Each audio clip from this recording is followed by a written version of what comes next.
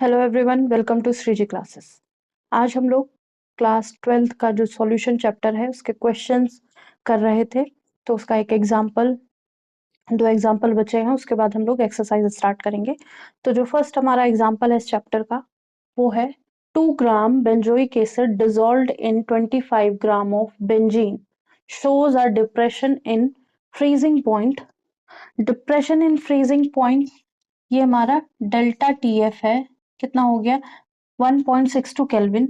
Molar depression constant that is हमारा KF जो है 4.9 kelvin KG per mole for benzene. What is percentage association of acid if it forms dimer in solution. मतलब जो हमारा acid है, benzoic acid है, वो डाइमर बना रहा है सॉल्यूशन के अंदर। ठीक है, जब सॉल्यूशन के अंदर डाइमर बना रहा है तो उसका जो परसेंटेज, मतलब कितने परसेंट मॉलिक्यूल्स एसोसिएट कर रहे हैं, मतलब मिल रहे हैं, कितने परसेंटेज मॉलिक्यूल आपस में मिलके डाइमर बना दे रहे हैं, हमें ये पता करना है। ठीक है, तो यहाँ पे ऐसी कंडीशन हमने वॉन-थॉप फैक्टर में पढ़ी थी। तो हम लोग फॉर्मूला लिखेंगे delta T F is equal to I, that is van't Hoff factor, K F into molality. Molality हम लोग यहाँ से निकाल लेंगे क्योंकि हमें सॉल्यूट का मास पता है, सॉल्वेंट का भी मास पता है। आई हमें फाइंड आउट करना। आई फाइंड आउट करने के बाद डाइमर बनेगा तो क्या होगा, दो मॉलिक्यूल्स मिलके एक बना रहे हैं तो A/2 कर देंगे। उसकी बात करेंगे। पहले हम के एफ गिवन है, टी एफ गिवन है, के एफ गिवन है, एम हम फाइंड आउट कर लेते हैं और यहाँ से हम आई की वैल्यू निकालेंगे। तो पहले हम एम निकालते हैं। एम क्या होगा? mass of solute, that is 2 gram mass of solute upon molar mass of solute upon molar mass of solvent into 1000 upon mass of solvent, that is 25 ग्राम। तो मोलर मास हमारे पास बेंजोइक एसिड है, benzoic acid में क्या होता है formula? C6H5COOH। मतलब यहाँ पे 7 C है, 5 H है और 2 O है, तो 12, 84 प्लस 32 प्लस 6, वो 122 के बराबर हो जाएगा। ठीक है, तो ये हमारा जो मोलैलिटी की वैल्यू आएगी वो कितनी आएगी? 0.65, 0.65। ठीक है, मोल पर केजी। ठीक है, कभी कभी वैल्यू दे रखी तो हमें वैल्यू से पता करना होता है कि गिवन क्या है। अब यहाँ पे हम m की वैल्यू पुट करेंगे और के एफ डेल्टा टी एफ की वैल्यू पुट करके हम i की वैल्यू निकाल लेते हैं। तो i यहाँ से क्या हो जाएगा? i is equal to delta T F divided by K F into M. Delta T F की वैल्यू कितनी है? 1.62 केल्विन अपॉन के एफ की वैल्यू है 4.9 केल्विन केजी पर मोल और साथ में m की वैल्यू है 0.65 मोल पर केजी। ठीक है, केजी से केजी कैंसिल, मोल से मोल कैंसिल, केल्विन से केल्विन फैक्टर। तो ये जो कैंसिल, जो ये फैक्टर आएगा ये यूनिट लेस आएगा और इसकी वैल्यू क्या आएगी?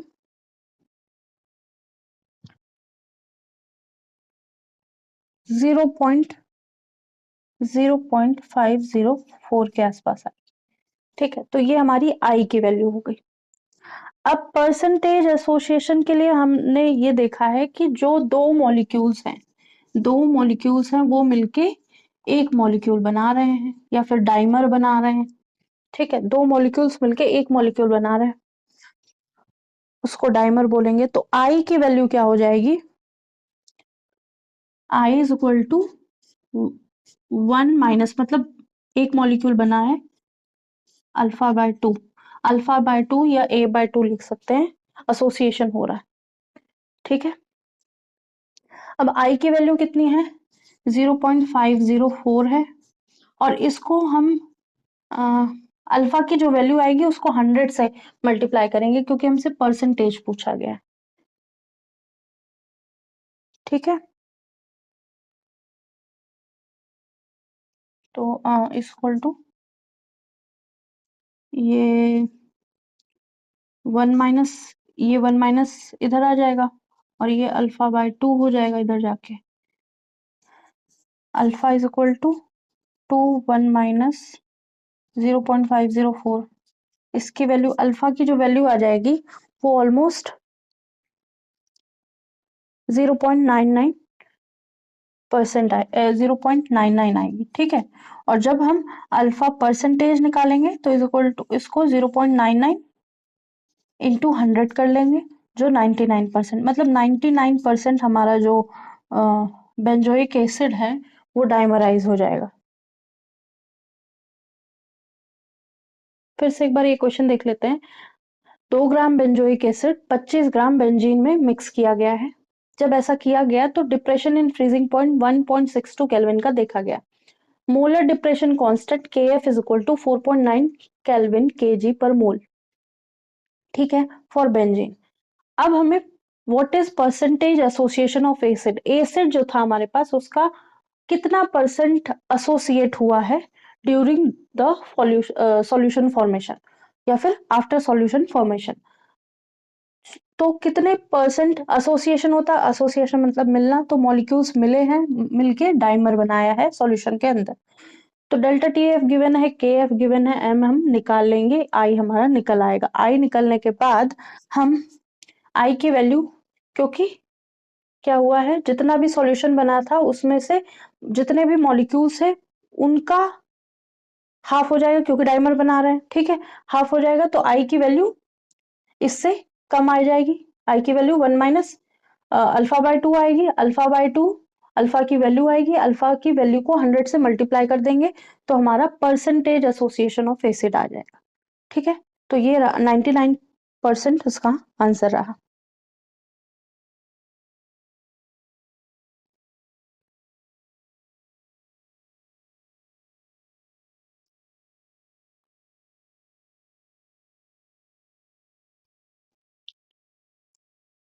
होप सो ये क्वेश्चन समझ में आया होगा। नोट कर लीजिए, फिर नेक्स्ट क्वेश्चन करते हैं।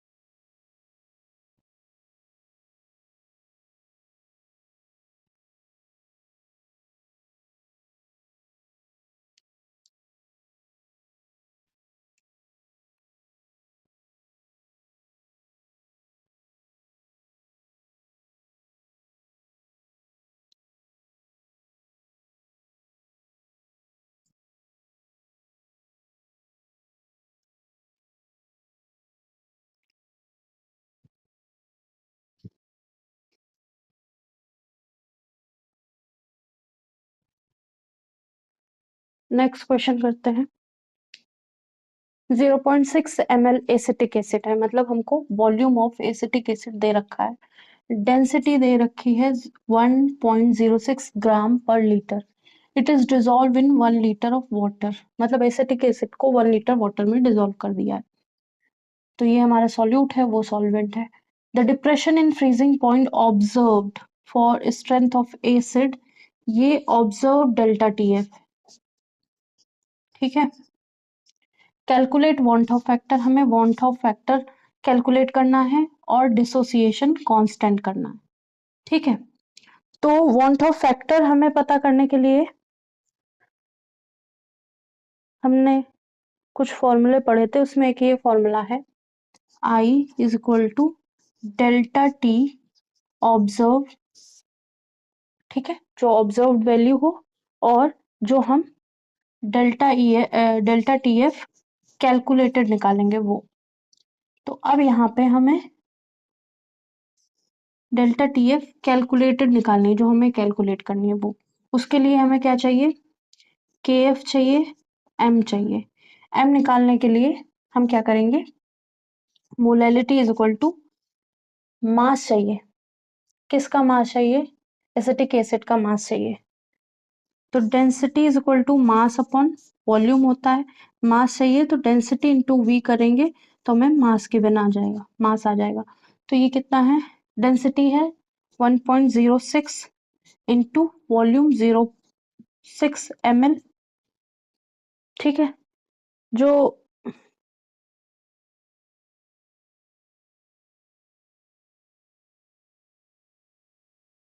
ग्राम पर ml है, ग्राम पर ml है, लीटर नहीं, ग्राम पर ml है। ठीक है। तो जो मास आएगा वो कितना आ जाएगा, 0.636 ग्राम आ जाएगा। तो मास हमारे पास हो गया 0.636 ग्राम upon molar mass of acetic acid. Acetic acid का फॉर्मूला क्या होता है, CH3COOH। दो कार्बन है, दो ऑक्सीजन है, 4 हाइड्रोजन है। तो एसिटिक एसिड का फॉर्मूला हो गया 60 ग्राम पर मोल इनटू 1000। और हमारे पास जो वाटर का वॉल्यूम है वो लीटर है में है तो 1 ही लिख देंगे। तो इसका जो मोलैलिटी आएगी तो कितनी आएगी, 0.0106, 0.0106 ये आएगी molality of the acetic acid. तो यहाँ से हमको स्ट्रेंथ ऑफ एसिड ये रखा है। ठीक है, अब मोलैलिटी हम लोगों ने निकाल ली है। जो KF की वैल्यू है, KF की वैल्यू दे रखी है, वो कितनी है, 1.86 कैलोरी पर मोल, कैलोरी केजी पर मोल। ठीक है, तो यहाँ पे हम डेल्टा TF जो कैलकुलेटेड वाला है वो निकाल लेंगे। 1.86 मोलैलिटी 0.0106। तो जो कैलकुलेटेड वैल्यू आएगी वो कितनी आएगी, 0.0197 डिग्री सेल्सियस। ठीक है, तो अब यहाँ से हम वॉन फॉर फैक्टर की वैल्यू, आई की वैल्यू निकाल सकते हैं। आई की वैल्यू ऑब्जर्व कितनी थी, 0.205 degree Celsius upon 0.0197 degree Celsius. तो आई की वैल्यू क्या आ जाएगी, आई की वैल्यू कैलकुलेट करने पर 1.04 आ जाएगी, 1.04 आ जाएगी। ठीक है, तो यहाँ ये हमारा पॉइंट ऑफ फैक्टर निकल आया। अब हमें डिसोसिएशन कांस्टेंट चाहिए। डिसोसिएशन कांस्टेंट में हम ये देखते हैं कि जो हमारा CH3COOH है वो CH3COO माइनस और H प्लस में डिसोसिएट हो रहा है, मतलब एक मॉलिक्यूल दो में कन्वर्ट हो रहा है। तो इसकी पहले कंसंट्रेशन C थी, इनकी 0 थी। ठीक है, फिर आफ्टर सम टाइम जब हमने देखा तो क्या हुआ, अगर इसके ऐसे इसके n मोल थे और इससे कुछ मोल्स 1 माइनस एक्स निकल गए। ठीक है, और इसके nx मोल, इसके nx मोल बन गए ऐसे। तो यहां से जो हमारा आई आएगा वो आई इज इक्वल टू हम क्या लिख देंगे, n1 minus x upon n, मतलब जितने नंबर ऑफ मोल्स हमने कैलकुलेट किए हैं यहाँ से, ये टोटल नंबर ऑफ मोल्स मतलब टोटल पार्टिकल्स है। ठीक है, इनको सबको ऐड कर देंगे, n1 minus X plus N X plus N X. जब इनमें करेंगे तो एक एन एक्स कट जाएगा, n1 माइनस एक्स बचेगा, n से n कैंसिल, आई की वैल्यू हमने यहाँ से निकाल ली है 1.04 is equal to 1 minus X. तो जितने नंबर ऑफ मोल्स x के किसके बने, CH3COOH के बने हैं, तो x क्या हो जाएगा, x की वैल्यू हो जाएगी 0.04। ठीक है, x की वैल्यू 0.04 आ जाएगी।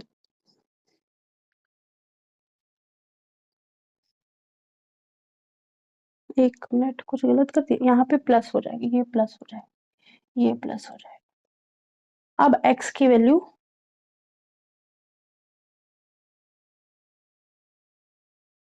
यहां से आ जाएगी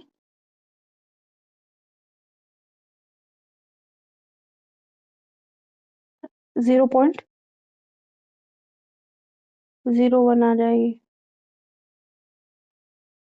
x क्या है, degree of dissociation of acetic acid 1 थी।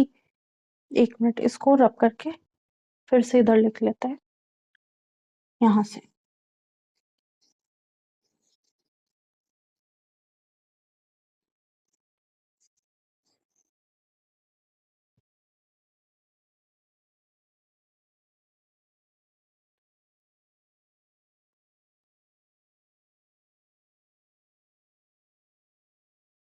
तो यहां से ये बना, ठीक है, कुछ टाइम बाद इससे कुछ कम हो गया x, और ये x और ये x बन गया, ऐसे हो गया। ठीक है, तो जब ऐसा हो रहा था तो I is equal to 1 plus alpha हो गया।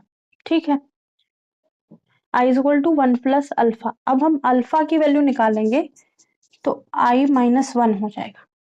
ठीक है, एसिटिक एसिड 2 आयंस में डिसोसिएट हो रहा है। ठीक है, तो हमारे पास एक था पहले, एक करके डिसोसिएट हो जा रहा है, वॉन्ट ऑफ फैक्टर यही था, alpha is equal to I-1 हो जाएगा। तो I की वैल्यू कितनी, 1.04 आई, और -1 कर देंगे तो अल्फा की वैल्यू 0.04 आई। ठीक है, ये आ गई, या 0.041 आएगी ऐसा।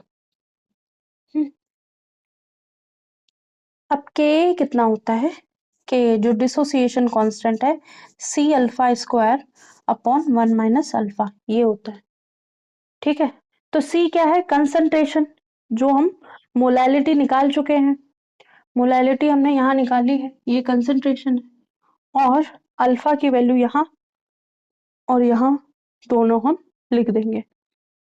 ठीक है, तो यहाँ लिख लेंगे 0.106 इंटू अल्फा 0.041 का स्क्वायर अपॉन 1 माइनस 0.041। तो इसकी वैल्यू कैलकुलेट करेंगे अब, तो 10 की पावर -5 के आसपास आएगी, 1.86 10 टू द पावर -5। ये हमारा डिसोसिएशन कांस्टेंट हो गया। वॉन्ट ऑफ फैक्टर एक ये होता कि observed normal value upon abnormal value, या observe value upon calculated value. तो यहाँ हमें कैलकुलेटेड निकालनी है, ऑब्जर्व्ड हमें गिवन है। ठीक है, तो यहाँ से हम वॉन्ट ऑफ फैक्टर निकाल लेंगे। वॉन्ट ऑफ फैक्टर निकालने के लिए पहले में डेल्टा टी एफ कैलकुलेटेड निकालना है, उसके लिए के एफ गिवन है, एम हम निकालेंगे, एम निकालने के बाद जो मोलैलिटी निकलेगी उससे हम डेल्टा टी एफ निकाल लेंगे। डेल्टा टी एफ कैलकुलेटेड की वैल्यू हम यहाँ रखेंगे और आई की वैल्यू निकाल लेंगे। आई की वैल्यू निकालने के बाद हमने ये देखा कि जो हमारा एसिटिक एसिड है वो डिसोसिएट हो रहा है, मतलब वो दो मॉलिक्यूल्स में कन्वर्ट हो रहा है। एक था, ये मान लो एक था, और ये 0 थे। अब यहाँ से कुछ इसका अमाउंट कम हो गया, कुछ एक्स अमाउंट कम हो गया, या अल्फा अमाउंट कम हो गया, और ये अल्फा अल्फा अमाउंट में बन गया। तो जब टोटल पार्टिकल्स करेंगे तो क्या बनेंगे, total particles 1 minus alpha plus alpha, तो एक अल्फा कट गया, तो ये कितना हो जाएगा, 1 प्लस अल्फा। तो जो वॉन्ट ऑफ फैक्टर है i is equal to 1 plus alpha हो जाएगा। ठीक है, अल्फा की वैल्यू आई से 1 माइनस कर देंगे तो अल्फा की वैल्यू आ जाएगी। अब के है हमारा dissociation constant, K is equal to C alpha square. C क्या है, जो इसका कंसंट्रेशन था। ठीक है, ये कंसंट्रेशन था, और इसके बाद सी इंटू अल्फा स्क्वायर, जितने number of particles upon 1 minus alpha. अब ये कैसे आया? डिसोसिएशन कांस्टेंट होता है जो एरो के इधर होता है, अपॉन जो एरो के इधर होता है। तो सी क्या है? कंसंट्रेशन इंटू अल्फा, मतलब क्या होगा? K constant is equal to concentration of this and concentration of this. ठीक है, तो सी इंटू ये इतना बने हैं अल्फा पार्टिकल्स बने हैं, यहाँ पे भी अल्फा पार्टिकल्स बने हैं, तो सी अल्फा का स्क्वायर, और ये जितने मोल्स डिसोसिएट हुए हैं या ब्रेक डाउन हुए हैं तो 1 - अल्फा, ये हो जाएगी के की वैल्यू। तो वही हम लोगों ने यहाँ लिख ली है, डिसोसिएशन कांस्टेंट ऑफ एसिड।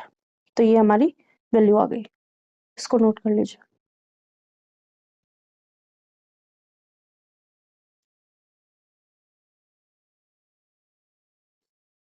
तो नंबर ऑफ पार्टिकल्स निकालेंगे, वही यहाँ पे काम करेंगे।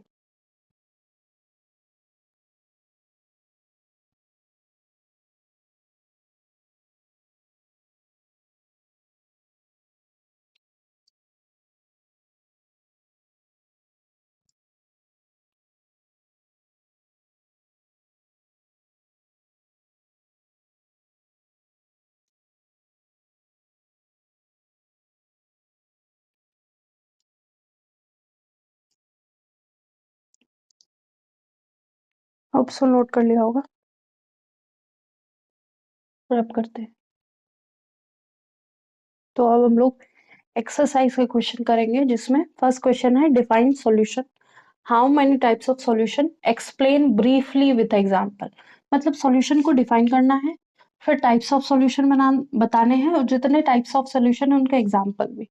ठीक है, तो सॉल्यूशन क्या है, यहाँ लिखेंगे सॉल्यूशन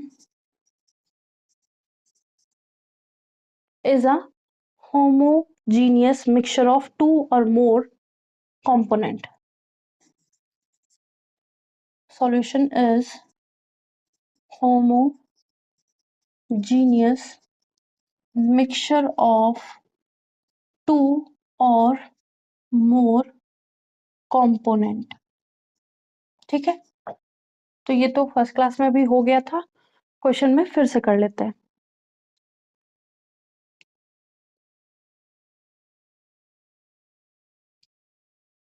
ठीक है, इट कंसिस्ट ऑफ, मतलब सॉल्यूशन एक होमोजीनियस मिक्सचर होता है, two or more component.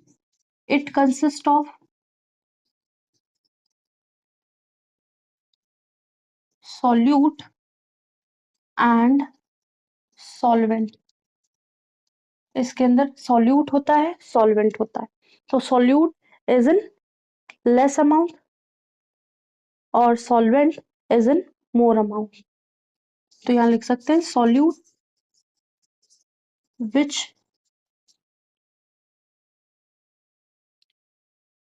Dissolved, ठीक है, विच गेट डिजोल्व्ड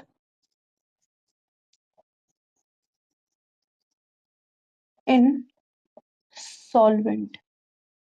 और सॉल्वेंट क्या होगा? विच, सॉल्वेंट ऐसा जो अपने अंदर, विच, इन विच सॉल्यूट डिजोल्व। सॉल्वेंट क्या होता है? Substance in which solute dissolve, मतलब सॉल्यूट जिसमें घुला हुआ हो वही हमारा सॉल्वेंट है, और सॉल्यूट क्या है? जो सॉल्वेंट में घुलता है। ठीक है, अब ये हो गया सॉल्यूशन की बात।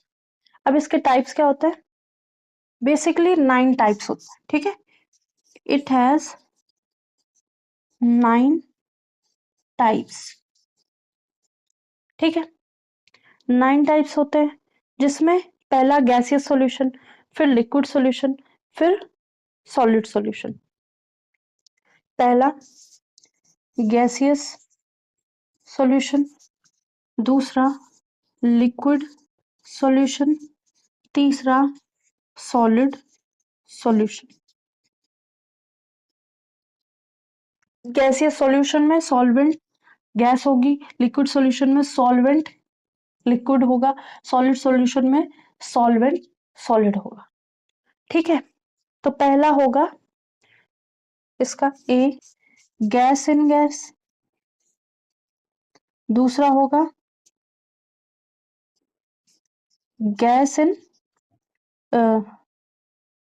लिक्विड इन गैस, दूसरा लिक्विड इन गैस होगा, तीसरा सॉलिड इन गैस होगा।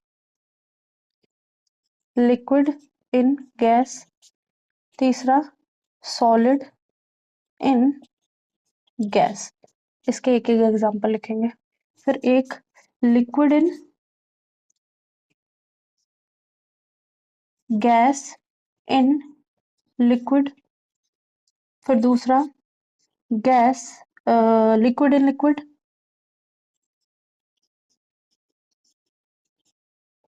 फिर तीसरा सॉलिड इन लिक्विड। ये होगा gas in liquid, gas in solid,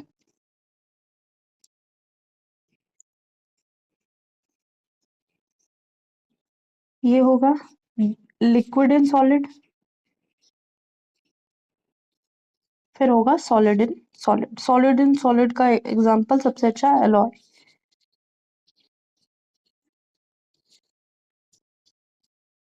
ठीक है, अब गैस इन गैस का सबसे अच्छा एग्जांपल एयर। ठीक है, लिक्विड इन गैस का सबसे अच्छा एग्जांपल क्या है? वेपर्स। ठीक है, सॉलिड इन गैस का सबसे अच्छा एग्जांपल क्या है? कैम्फर या स्मोक, स्मोक। ठीक है,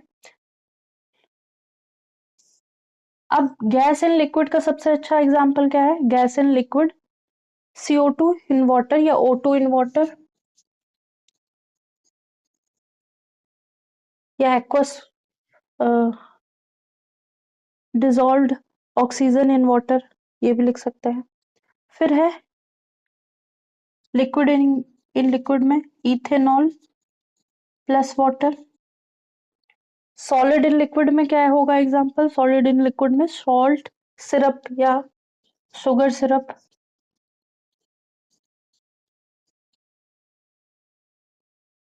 सॉलिड सॉल्यूशन में gas in solid, gas in solid का एग्जांपल क्या होगा?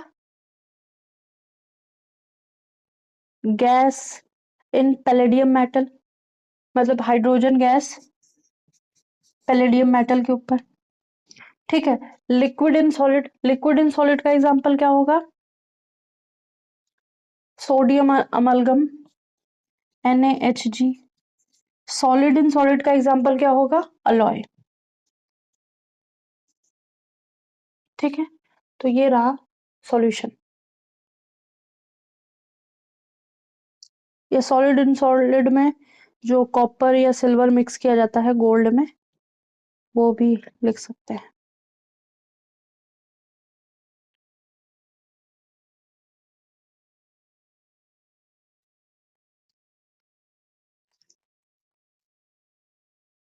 इसको नोट कर लीजिए।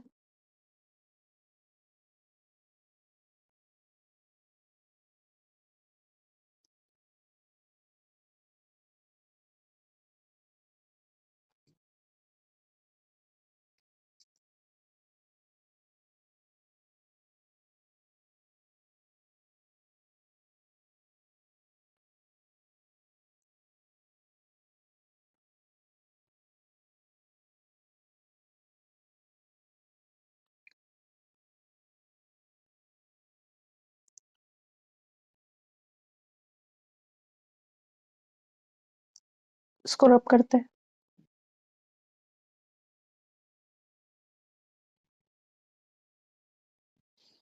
तो एक्सरसाइज का नेक्स्ट क्वेश्चन है, give example of solid solution in which solute is gas. Solute solution का एक एग्जांपल देना है जिसमें सॉल्यूट गैस हो। तो अभी हम लोगों ने एग्जांपल दिया है H2 इन पैलेडियम। ठीक है, तो सॉलिड सॉल्यूशन में हाइड्रोजन गैस डिसॉल्व होती है इन सॉलिड पैलेडियम, जिसको लिख लेंगे in solid solution H2 gas dissolved in palladium. ठीक है, अब ये ऐसा कैसे हो रहा होगा? सॉलिड पैलेडियम लिख लो इसको,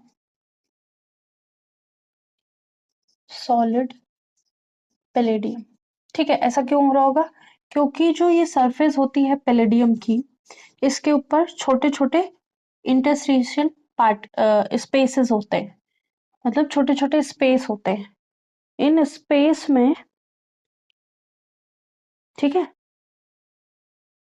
क्या होता है कि H2 मॉलिक्यूल्स, जो H2 के स्मॉल मॉलिक्यूल्स है, ये आके बैठ जाते हैं।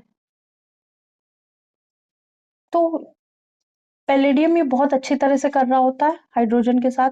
इसमें जो छोटे छोटे पार्टिकल्स होते हैं या छोटे छोटे स्पेसेस होते हैं on the surface of palladium, वहां पे H2 गैस आके बैठ जाती है। इस प्रोसेस को एड्सॉर्प्शन कहते हैं, क्योंकि पूरी तरह से एब्जॉर्ब नहीं हो रहे हैं H2 particles into the palladium solid. ठीक है, लेकिन वो सरफेस के ऊपर बैठे हैं, और ये जो बन रहा है, ये एक तरह का होमोजेनियस मिक्सचर बन रहा है। ठीक है, और जो फेज है वो रिमेन सॉलिड रहता है। जो फेज ऑफ द सॉल्यूशन है वो सॉलिड रहता है, क्योंकि ये इसके अंदर है लेकिन एब्जॉर्ब नहीं हुए हैं, बिल्कुल घुले नहीं हैं। ठीक है, तो पैलेडियम जो सरफेस होती है उसको हाइड्रोजन स्टोरेज के लिए भी यूज करे जाते हैं। ठीक है, प्योरीफाइंग द हाइड्रोजन गैस के लिए भी यूज किए जाते हैं। तो जो नोबल मेटल्स होते हैं जैसे प्लैटिनम, निकल, इनको सॉलिड सॉल्वेंट कहा जाता है। ठीक है, सॉलिड सॉल्वेंट। तो यहाँ पे जो हमारा पैलेडियम है, इसको सॉलिड सॉल्वेंट कहेंगे, और फेज ऑफ सॉल्यूशन जो हमारा होगा वो क्या होगा? सॉलिड होगा। ठीक है, तो इसका ये बेस्ट एग्जांपल है। होप सो आज की क्लास समझ में आई होगी, इसको नोट कर लीजिएगा। नेक्स्ट क्लास में, अभी इसमें 39 के आसपास क्वेश्चन है, वो सारे करेंगे। आज के लिए इतना ही। लाइक कीजिएगा, सब्सक्राइब कीजिएगा, शेयर कीजिएगा, बताइएगा क्लासेस कैसी लग रही हैं, इसके सारे क्वेश्चन करेंगे, फिर नेक्स्ट चैप्टर स्टार्ट करेंगे। आज के लिए इतना ही। Thank you.